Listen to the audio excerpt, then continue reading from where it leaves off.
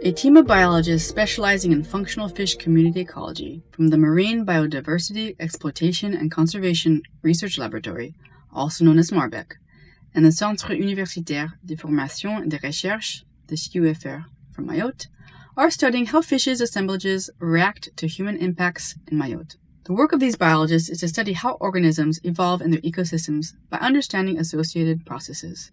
For this, sometimes they need novel tools to accelerate the research.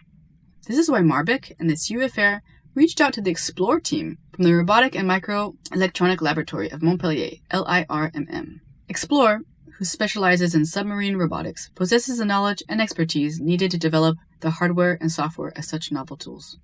This transdisciplinary association is more than a simple project. It is a real synergy that could revolutionize their respective research and quite possibly their disciplines through innovation and novel collaboration. This is an opportunity to rethink conception and control methods for robots side by side with field biologists. The main objective for now is to make robots evolve to fulfill the functional needs required in marine biology research, which includes perception, control, reliability, and decisional autonomy.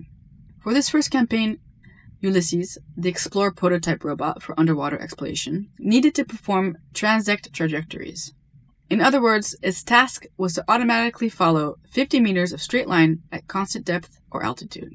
Ulysses is equipped with 12 engines and a Doppler positioning system, a DVL, which allows for multi-directional movement while controlling for speed and position in order to perform transects. The robot is also equipped with a forward-facing camera to allow the surface operators to monitor the mission and take over manual control if necessary. Finally, for the biologist's needs, the robot is equipped with stereoscopic cameras for filming fishes and habitats for later post-treatment of videos.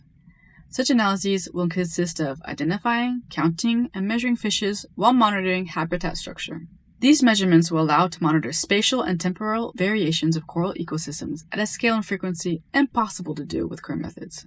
Such studies are extremely necessary to anticipate how changes happen on our planet. The goal of the mission is to compare robot-made transects to diver-produced ones, which is a classical approach in biology. To this end, the robot needs to perform transects while filming fishes with a stereo camera system on 15 separate sites, filmed 4 times for a total of 60 transects. A diver will do the exact same protocol with the same stereoscopic cameras. For each transect, Ulysses dives vertically from the surface toward the starting point and moves on a straight line at a constant 1.5 meter altitude from the ground, conserving its bearing very precisely and without pitching.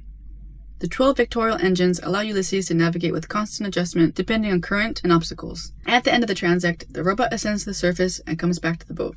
The biological objective of this campaign is to determine measurement bias from robot and diver. To this end, biomass, which is the calculation of total fish on the transect volume, and fish community structure, including number and diversity, are both evaluated with each approach and ultimately tested with statistics. In conclusion, from the biologist standpoint, robot-made fish quantification is consistent with that of the diver quantification, except for fish size. In fact, the robot seems to have allowed to film bigger fishes than the divers, perhaps due to a bias linked to human presence underwater that could frighten larger fishes.